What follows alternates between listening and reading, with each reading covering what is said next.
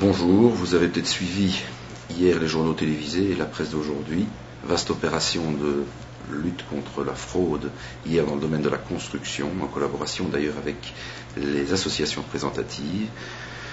Des chiffres malheureusement éclairants, malheureusement significatifs, puisque 21 chantiers sur l'ensemble de l'agglomération ou région bruxelloise ont été visités, 21 chantiers.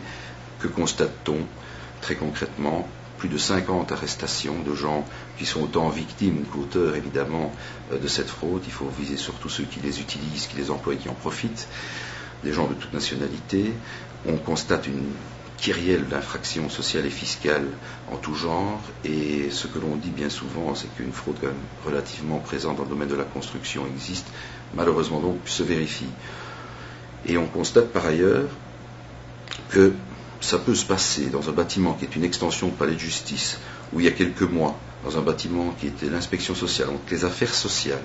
Et on constate que sur ces chantiers-là, les entreprises, certaines entreprises évidemment peu sérieuses, n'hésitent pas à utiliser du personnel en nombre, en noir. Alors c'est assez étonnant, mais c'est comme cela. Donc nous en tirons évidemment toutes les conclusions. Les opérations vont se multiplier, car la concurrence déloyale est quelque chose aussi contre laquelle nous devons lutter pour mettre en avant les entreprises qui font correctement leur métier, et heureusement ils sont encore très majoritaires.